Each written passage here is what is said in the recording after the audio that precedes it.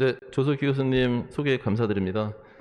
최근에 폐암학회 인터내셔널 심포지움 했었는데 아마 여기 계신 많은 교수님들께서 닥터 사지, 닥터 아사무라 발표를 들으셨을 거고 뭔가 굉장히 많은 모티베이션 느끼셨을 거로 생각합니다. 사실 이 프로스펙티브 스터디에 대한 생각은 사실 제가 몇 년 전부터 하고 있었는데 저 스스로도 어떻게 해야 될지 방향도 잘 못 잡았을 뿐더러 과연 이 소사이어티에서 다기관 연구 얘기하는 게 어떤 의미가 될지 잘 자신이 없었는데 지금이 어쩌면은 JCOG 0802 스터디 발표된 이후에 굉장히 관심이 높으실 거라서 지금이 가장 적기가 아닐까 하는 생각에서 그동안 이 흉종 레지스트리에서 프로스펙티브 스터디 제안은 없었던 걸로 제가 알고 있는데 그래서 제가 처음으로 한번 제안서도 제출을 해봤습니다.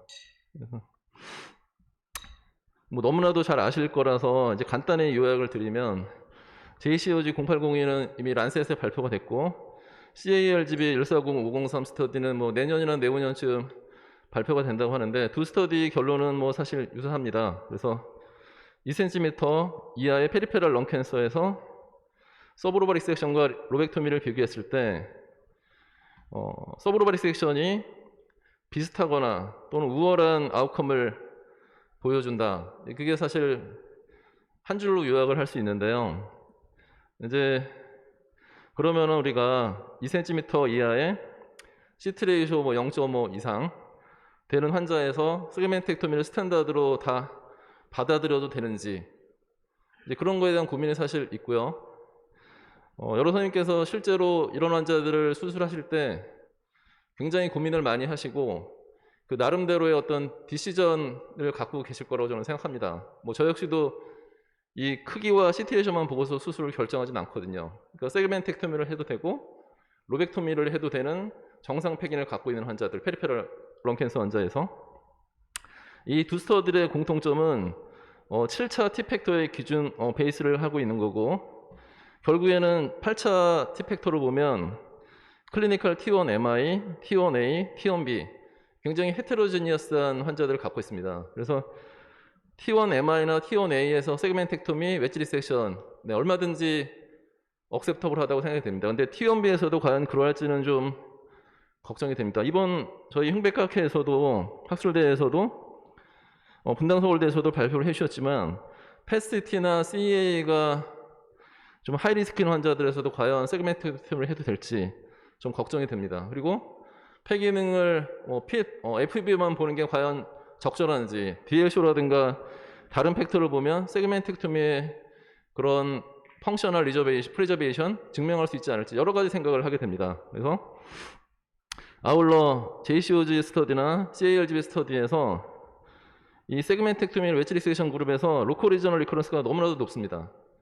대략 한 10% 정도 되는데 제가 이틀 전에 사실 다른 병원에서 세그멘텍토미하고 몇 년 만에 재발한 환자를 컴프레션 로벡토미를 했는데 거의 한 3시간 정도 걸렸습니다. 이제 열지 않고서 배치로 하기 때문에 굉장히 힘들었는데 그 환자가 재발 의심된 후에도 한 10개월 정도를 계속 끌었더라고요. 이게 수술 바로 하지도 못하고 케모RT 하지도 못하고 이게 어떻게 보면은 저희 서전 입장에서는 이 10%라는 리커런스 레이시 좀 받아들이기 어려울 수도 있습니다. 그래서 제가 이 닥터 아사무라께 사실 발표에서도 질문을 했는데 이런 T1B 환자들, 그러니까 JCOG나 CALGB에 포함된 서브 그룹에서 클리니컬 T1B에서도 과연 세그멘텍토미 하는 게 괜찮은지 걱정에 대해서 질문을 드렸던 거고 사실 명쾌한 대답은 들을 수 없었습니다. JCOG 스터디에서 CT 레이쇼 1인 환자들, 그리고 보통 토탈리 솔리드인 환자들이 50% 정도 포함은 됐었는데 그게 나중에 후속 논문으로 발표는 된다고 합니다. 근데 거기에 PET-CT라든가 CA 이런 파라미터들은 분석이 안 돼 있어요. 그래서 케이스를 보시면은 78세 남자고 솔리드 사이즈 14mm니까 T1B에 해당합니다. 근데 PET에서는 업테이크가 별로 없고 SUVMAX는 1.7 정도, CE는 1.0, 폐기능은 정상입니다. 그래서 이 환자는 세그멘텍토미를 할 수도 있고 로벡토미를 할 수 있는데 아마 대부분 선생님들이 아마 세그멘텍토미를 하실 것으로 예상이 됩니다. 이 환자에서 혹시 나는 그래도 로벡토미 하겠다 그런 분 혹시 계실까요? 네, 뭐 별로 안 계실 것 같고요. 이 환자는 세그멘텍토미를 했고 제 환자였는데 아데노카시노마 나왔습니다. 그리고 대부분 아시나 앤 파필러리 패턴으로 나왔고 역시 T1B 나왔고 림프노드 메타는 없었습니다. 리섹션 마진은 19mm. 저 개인적으로는 세그멘텍토미에서 리섹션 마진은 2cm 이상은 되어야 된다고 생각을 하고요. 크기가 작아도 보통 그렇게 하려고 노력을 하고 있습니다. 자, 이 두 번째 케이스인데 레프트 어퍼롭에 19mm 솔리드 사이즈 튜머가 있습니다. 역시 클리니컬 T1B고 JCOG 0802에 해당하는 환자입니다. 패트를 보시면 이 메디아스널 블러드풀보다 상당히 높은 업테이크를 보고 있습니다. 역시나 SUMAX는 6.2, CEA 수치는 14.1. 수술 전에 CEA를 측정하시는 분도 계실 거고 측정하지 않는 분도 계실 텐데 아무튼 이 두 가지 수치가 굉장히 높았습니다. 폐 기능은 정상이었고 그럼 이 환자에서 세그멘텍토미를 그냥 해도 될지 뭐 JCOG에서 이제 결과를 따른다면 스탠더드가 세그멘텍토미니까 이 환자들은 세그멘텍토미로 결정하는 게 맞겠죠. 근데 이거 사실 굉장히 고민됩니다. 그래서 즉석에서 한번 이 환자에서 나는 세그멘텍토미 하겠다 하시는 분 한번 귀찮더라도 손 한번 들어주시면, 아니면 로벡토미 하겠다 하시는 분. 네, 로벡토미가 굉장히 많습니다. 그래서 아마 저도 마찬가지지만 실제로 이런 하이리스크를 가졌다고 생각이 되는 뭐 다른 팩터도 있을 수도 있겠죠. 교수님마다 다를 텐데 이런 환자는 로벡토미를 선택하실 수도 있습니다. 저는 이 환자를 세그멘텍토미 했는데 환자가 꼭 세그멘텍토미를 해달라고, 많이 자르고 싶지 않다고 그렇게 부탁을 했습니다. 그래서 마진을 충분히 확보한다고 했으나 한 2cm 정도밖에 안 됐죠. 근데 아니나 다를까 푸얼리 디퍼런시에이티드 크리브리폼, 굉장히 예후가 안 좋은 캔서인데 어떻게 될지는 잘 모르겠습니다. 그래서 클로스 팔로업 하도록 하겠습니다. 걱정은 많이 됩니다. 네. 그리고 이 환자는 세 번째 환자인데 81세 할머니였고 뭐 CT 봐서는 별거 없는데 페트 업테이크는 굉장히 높았어요. 4.8 정도. 여기 보시면 여기 심장 옆으로 보이는데 환자분이 클라비클의 업테이크가 있었고 이거를 본 바이옵시를 했습니다. 바이옵시 했더니 메타스타틱 런캔서가 나왔습니다. 그래서 N은 제로였는데 이렇게 SVMAX 높은 경우에 디스턴트 메타도 있을 수 있는 거죠. 이게 만약에 뒤늦게 나타났으면 모르겠습니다. 이 환자에서 세그멘텍토미라든 로벡토미라든 별 차이는 없었겠죠. 물론 이 환자에서. 그래서 이 세 케이스를 보여드린 것처럼 실제 저희가 프랙티스 하면서 JCOG 080이나 CALGB 스터디에서 대답해 줄 수 없는 환자들을 굉장히 많이 만난다는 겁니다. 특히 7차 스테이징이 아니라 최근에 8차 스테이징하고 한국처럼 굉장히 첨단 스터디, PET-CT도 사실 여전히 뭐 미국이나 일본 이런 데서 안 하는 곳들도 많고 한국처럼 사실 이렇게 집중적으로 그런 스터디를 한다는 게 별로 없잖아요. 그래서 저희는 이 JCOG, CALGB가 발표된 마당에 굳이 RCT를 해야 될까? 이런 질문은 사실 제 스스로 했습니다. 뭐 여러분도 하실 수 있는데, 그래서 제가 클리니컬 트라이얼즈 GOB를 찾아봤는데 현재 8차 스테이징으로 T1B N0에서 RCT 스터디가 진행되는 건 없었습니다. 그리고 그 일본이나 그 미국 연구자들이 발표할 때 보면은 이게 너무너무 힘들어서 다시는 이런 스터디를 하지 않겠다. 두 그룹 다 그렇게 얘기를 하더라고요. 그래서 이게 블루오션이 될 수도 있겠다는 생각이 들었고요. 특히 PET-CT, CEA, DLCO, 이제 퍼솔로즈는 아까 보여드렸던 뭐 아데노카시노마 그 패턴 이런 것도 함께 하면 좋겠고, 뭐 EGFR 뮤테이션이 많을 경우에 뭐 재발을 잘한다 그런 것도 있으니까 그것도 함께 분석을 할 수 있으면 좋겠고. 그래서 사실 예를 들면 CEA를 수술 전에 측정하지 않는 연구자라면 이런 연구에 참여함으로써 어떻게 보면 약간 프랙티스를 좀 바꿔야 될 수도 있겠죠. 그래서 뭐 굳이 가설을 제시한다면 서브로바 리섹션이 클리니컬 T1B N0 환자의 일부 하이리스크 그룹에서는 충분하지 않다. 이제 그거를 주장하고 싶은 겁니다. 그래서 뭐 에어리그나 호스피탈 스테이도 JCOG 스터디에서는 컴플리케이션이 많은데 지난번 학회 때 이창현 선생님 발표를 봐도 저희가 세그멘텍토미 하고 나서 에어릭도 상당히 적고 호스피탈 스테이도 굉장히 짧습니다. 일렉트로코터리로 렁을 디비전하는 게 아니고 대부분 다 스테이플러를 사용하기 때문에 스페이스도 적고 저희는 아마 세그멘텍토미 하면은 컴플리케이션이 좀 적게 나오지 않을까 저는 그렇게 예상을 합니다. 그래서 일본과는 좀 다른 결과가 나오지 않을까 그런 생각도 갖고 있고요. 엔드포인트는 렁 펑션, 리커런스, 서바이벌 이거는 거의 JCOG랑 거의 유사한 디자인이 된다고 봐야겠습니다.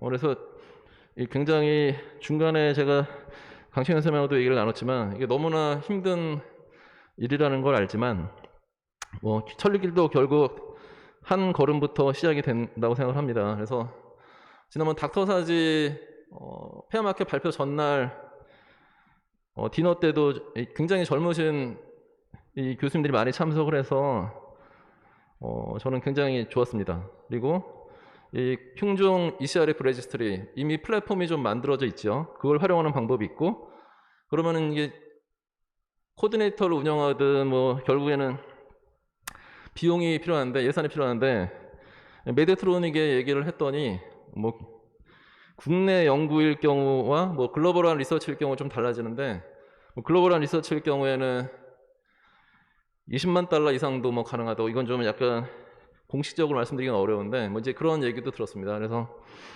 저희가 이 클리니컬 트라이얼의 메릿을 잘 설명한다면 불가능하지 않다는 거를 확인을 좀 사전에 했었습니다. 그래서 사실 제가 생각하지 못하는 여러 가지를 여러 우리 회원님께서 조언을 해주실 수도 있고 이제 가장 중요한 거는 이게 한두 명의 힘으로 되기 어렵고 JCOG가 양쪽 암이 500명씩에서 1000명이고 CALGB는 사실 그 정도 인룰하기 어려워서 600명 정도? 더 적은 환자로 인룰이 끝났는데 저희가 초반에 말씀드렸지만 이 몇몇 병원에 굉장히 집중되어 있는 어떻게 보면 특이한 시스템이기 때문에 일본보다도 좀 더 하이 퀄리티로 빠른 기간에 환자를 모으려면 모을 수도 있지 않을까 그런 생각을 했습니다. 그래서 제가 오늘 발표드린 거는 구체적인 내용까지 다 말씀드리지 못했지만 이런 제안에 찬성하시는 교수님께서는 함께 연구를 하시면 어떨까 그런 생각에서 소박하게나마 발표를 드렸습니다. 감사합니다.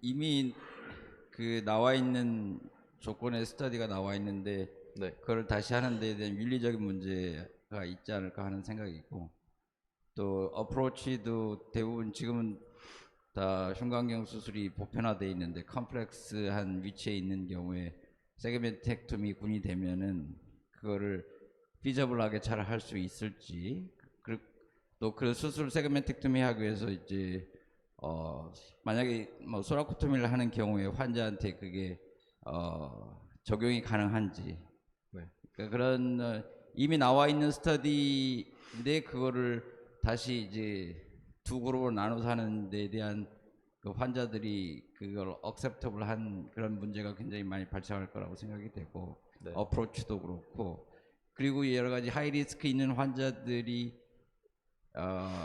로벡토미가 아니고 세그멘텍토미를 하는 거에 대한 윤리적인 문제가 있을 수도 있고 그런 것들을 어떻게 오버컴할 수 있을지. 네, 맞습니다. 실제 이런 RCT의 가장 큰 어려움이 랜더마이제이션 하고 동의서를 받는 건데 그 부분이 사실 굉장히 어렵습니다. 그래서 이 JCOG 스터디에 따르면 사실 2cm 이하고 CT 레이쇼 0.5 이상이면 패드 업테이크니 CA 관계없이 세그멘텍토미가 표준처럼 돼 있고 많은 환자들이 사실 그거를 이미 공부를 하고 와서 이제 세그멘텍토미를 사실 주장을 하긴 하거든요. 그래서 제 개인적인 경우는 이제 치과 의사였는데 심지어 T1C였는데 세그멘텍토미 해달라고 그래서 제가 로벡토미 설명하는데 한참 이제 시간이 걸렸고 이제 스터디 결과는 그렇다고 하더라도 실제 저희가 현장에서 느끼는 바는 아까 많은 분들이 두 번째 케이스에서 로벡토미를 선택하셨잖아요. 이제 그런 환자들이 랜더마이전 됐을 때 오픈 라벨 스터디니까 세그멘텍토미를 해야 된다고 결정이 됐을 때 이제 환자 보호자뿐 아니라 의사들도 사실 받아들이기 좀 어려울 수도 있습니다. 그래서 저희가 나름대로 뭐 이제 그런 이제 중도에 사실 스터디가 종료되는 경우들이 보통 이제 그런 경우인데 어느 한쪽의 결과가 양쪽 결과가 뚜렷이 차이가 날 때 그렇게 될 수 있고 저희가 만약에 설정을 할 때 펫 업테이크나 CSG가 굉장히 높은 환자들은 이미 레트로스펙티브 스터디를 통해서도 하이리스크라는 게 증명이 돼 있으면 그런 환자들은 사실 이 연구에 배제하는 방법, 첨예하지 않는 방법 그런 것도 사실은 저는 고려할 수 있다고 생각합니다. 제가 고민했던 부분의 하나고 김 교수님 말씀하신 것처럼 실제 진행하고 이제 동의받는데 좀 문제 소지가 많을 수는 있습니다. 예. 안녕하십니까. 분당서울학교의 정원입니다. 선생님. 네. 좀 가벼운 질문이지만 그 CTB에서 저런 제이콥 스터디의 결과가 좀 리스크하다고 느끼는 거는 결국에는 잘못된 그렇게 하면 안 된, 그 서울 오버 레스트릭션 하면 안 된다. EBS가 높으니까. 그리고 그걸 이유라고 생각하는데 그 원인은 그 제이콥 0208인가는 레디올로직 스터디가 그 당시에는 펫 SUV나 CEA 같은 거를 고려하지 않았고 그게 없었던 시절입니다. 예, 맞습니다. 그래서 그때 결과가 CTR이었던 거고 그때 기준을 0.5로 0.5로 잡았기 때문에 이제 그런 스터디가 이어졌다고 생각이 들거든요. 그래서 그것에 대한 반박을 하려면 펫이나 SUV나 CEA를 하려면 그런 이제 0208이었던 것 같습니다. 그래서 0208 스터디 같은 스터디가 우선되어야 되지 않나라는 생각이 들거든요. 선생님. 그래야지 뭐 인클루전 크리테리아를 정했을 때 SUV나 CEA를 저희가 넣을 수 있을 것 같아가지고요. 그런데 그런 거에 대한 혹시 고려가 있으셨는지에 대해서 한번 여쭙고 싶었습니다. 네, 그 마지막 슬라이드에 엔드 모어라고 해주신 부분을 지적해 주셨다고 생각이 되고요. 그 JCOG 0802 스터디를 제가 들여다봤는데 CT 레이쇼 1.0인 그룹이 그 양 군에 동등하게 됐더라고요. 그래서 스트래티피케이션을 할 때 알로케이션을 할 때 스트래티피케이션을 했는데 CT 레이쇼 그룹이 혹시 로벡토미 그룹에 많은 게 아닐까 하고서 들여다봤는데 CT 레이쇼 1.0인 그룹이 50% 굉장히 많더라고요. 근데 그게 양쪽 그룹에 이분하게 디스트리뷰션 돼 있습니다. 그래서 이게 CT 레이쇼 1.0이면 토탈 솔리드 팀하고 뭔가 안 좋을 것 같은데 별 차이가 없었네? 그거 보고서도 사실은 그러면 여전히 세그멘텍토미가 스탠다드가 맞나? 뭐 이런 생각도 좀 들더라고요. 그래서 사실 저 스스로도 이런 T1B 환자에서 세그멘텍토미가 답인지 로벡토미가 답인지 저 스스로도 잘 모르기 때문에 이런 스터디는 해볼 만한 가치가 있다. 그런 생각도 좀 했습니다. 네, 몇 가지 말씀을 좀 드리겠습니다. 저희가 그 이번에 가을 학기 때 그 랜더마이즈 컨트롤 트라이얼 작은 걸 하나 발표를 했는데 에소파고스에서 발표했는데 한 2년 걸린 것 같습니다. 근데 1년이면 끝나겠지 했는데 인롤하기가 너무 좀 퍼미션 받기가 좀 어려운 점도 있었고 근데 저희 힘들진 않았습니다. 우리가 뭐 재밌는 걸 한다라는 생각으로 팀원들은 다 좋아했는데 가장 힘들었던 거는 저희는 뭐가 좋은지 이미 알고 있었거든요. 오랫동안 해오면서 이게 컨티뉴어스 제주널 피딩을 하면 환자들의 웨이트 로스를 막을 수 있다는 거 이미 알고 있었는데 이게 뭐 제주널 스톰 이제 안 해도 된다. 그냥 뭐 일찍 먹이고 집에 보내면 잘 주더라. 이렇게 하면은 집에 갈 때는 좋은데 간 다음에 환자분 체중 엄청 빠져서 고생한다는 거 알고 있어서 요거를 좀 그러지 않다는 걸 얘기하고 싶어서 시작을 했는데 문제는 컨트롤 그룹이 계속 보면서 힘들어하고 웨이트 로스에 빠지고 힘들어하는데 그걸 계속 보고 있어야 돼요. 중간 인터벤션 하면 안 되거든요. 그런데 영양과하고 우리 PA들이 뭐 해야 되는 거 아니냐고 계속 얘기를 하는데 스타디 프로토콜 바이올레이션이라고 막았거든요. 근데 그게 제일 힘듭니다. 그게 윤리적으로 힘들고 이게 틀렸다는 걸 아는데도 스타디를 해야 되니까 끝까지 가야 된다. 그래서 결국은 뭐 스타디가 예상한 대로 나오긴 했지만 윤리적으로 힘들고 일본에서도 몇 가지 에소파고스 스타디가 돼 있지만 비슷합니다. 열어서 하는 게 나쁜 게 아는데 왜 하느냐 이 스타디를. 이거 우리 결과를 내야 되기 때문에 한다. 그래서 이거 나쁜 거 안다. 그리고 윤리적으로 안 좋다는 거 알지만 어쩔 수 없다. 이런 식으로 가는 거거든요. 모든 랜더마이즈 컨트롤 트라이얼은 나이브한 아이디어를 갖고 이걸 증명하려고 하지는 않습니다. 대부분. 그거는 강력한 가설을 갖고 그 가설이 맞냐 안 맞냐를 검증하려고 하는 겁니다. 그러기 위해서는 그 백그라운드 데이터가 굉장히 중요하고요. 원비가 과연 좋을까 안 좋을까 이게 아니고요. 원비에서 나쁘다. 근데 그 나쁜 그룹은 어떤 그룹이다. 해서 그거를 프로스펙티브하게 나쁘지만 세그멘텍토미 계속 우리는 해야 된다. 그래서 그거 리커런스를 계속 보면서도 그냥 해야 되는 게 랜더마이즈 컨트롤 트라이얼입니다. 그래서 굉장히 구체적이어야 되고요. 굉장히 목적지향적으로 해야 그 스터디가 성공할 수 있다라고 저는 생각을 합니다. 그래서 아까 말씀하신 정우현 선생님, 데이터가 먼저 서포트 돼야지 이게 나쁘지 않을까? 이거 갖고는 좀 부족하지 않나 생각을 하고요. 비근한 예로 얼마 전에 중국에서 나온 식도암에서 네오주반드 케모세라피와 CCRT의 랜더마이즈 컨트롤드 트라이얼을 샹하이 그룹에서 한 게 있는데 그게 굉장히 낮은 임팩트 팩터가 낮은 저널에 실리게 됐습니다. 롱텀 아웃컴이. 왜냐하면은 제가 옛날에 물어봤는데 환자 캘큘레이션이 너무 잘못된 거라고 그냥 해보면 어떻게 하면 나오지 않을까 이런 식으로 진행을 했기 때문에 결국은 네거티브 리절트가 나오고 결국은 안 좋은 논문도 가고 이렇게 되는 것 같습니다. 그래서 RCT가 만능이 아니기 때문에 디자인할 때 그런 RCT의 특성을 잘 생각하고 진행을 하셔야 하지 않을까 생각을 합니다. 예, 좋은 말씀 감사합니다. 그래서 이제 하이리스크 그룹일 거로 생각되는 환자들을 어떻게 매니지할 거냐, 뭐 실제 스터디에서 그렇고, 뭐 제가 이거를 생각한 거는 실제 이런 하이리스크들을 고려하시면서 매일매일 사실 수술하는 환자들이 로벡토미 받을 수도 있고 뭐 세베이텍토미 받을 수도 있고 그러는데 뭐 이렇게 명확하게 구별되는 환자들도 있지만 명확하게 구별되지 않는 환자들도 분명히 있다고 생각이 됩니다. 그래서 그런 부분을 좀 파고 들어야 되지 않을까. 근데 뭐 가장 중요한 건 또 우리가 그 닥터 사지 발표도 들었지만 이게 레트로스펙티브가 아닌 프로스펙티브 스터디라고 하더라도 이제 싱글암 스터디면은 어떤 에비던스를 제시하기 상당히 어렵다는 생각이 들었고 결국 그게 RCT가 아니고서는 어떤 임팩트 파워를 가지기 좀 어렵지 않나 그런 생각이 들었습니다. 그래서 뭐 말씀하신 걱정, 우려들을 좀 최소화시키면서 이 스터디가 필요하지 않나 그런 생각이 들었습니다. 그래서 오늘 뭐 이제 제가 말씀드린 내용 중에 뭐 사실 좀 틀린 내용도 있을 수 있고 굉장히 좀 허술한 부분도 있는데 그걸 저희가 이제 다듬어 가면서 하면 좋지 않을까 그런 생각을 합니다. 그래서 네, 이혜원 선생님. 예, 원재료병 이혜원입니다.